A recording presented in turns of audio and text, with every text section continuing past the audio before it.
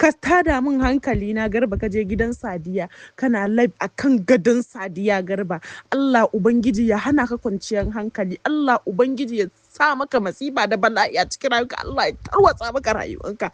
Yanda kake da niyya ka hallaka ni, zuciya na ya buga, Allah ubangiji ya haɗa ka da masifa da bala'i. Kuma na rantse da wanda raina yake hannunsa, gobe zan zo Kano zan ajiye maka Khalid, ni kuma zan wuce gidan iyayena, kuma sai ka bani takarda na, za mu haɗu a kotu ko kuma in kai ka zan wuce. Wallahi sai na kai ka Hisba ka rubuta takarda ka bani, tun da bariki ka zaɓa, ga ka ga bariki, ga ka ga Sadiya Haruna.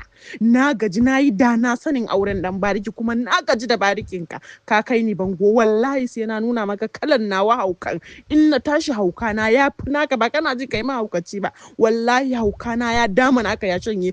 Gobe sai na nuna maka kalan nawa haukan, ba ka ce kai mahaukaci da kiki ba, wallahi sai kaga kalan nawa haukan, ka kai ni bango. Wallahi sai na nuna maka jahilci, sai na sa an wulakanta ka.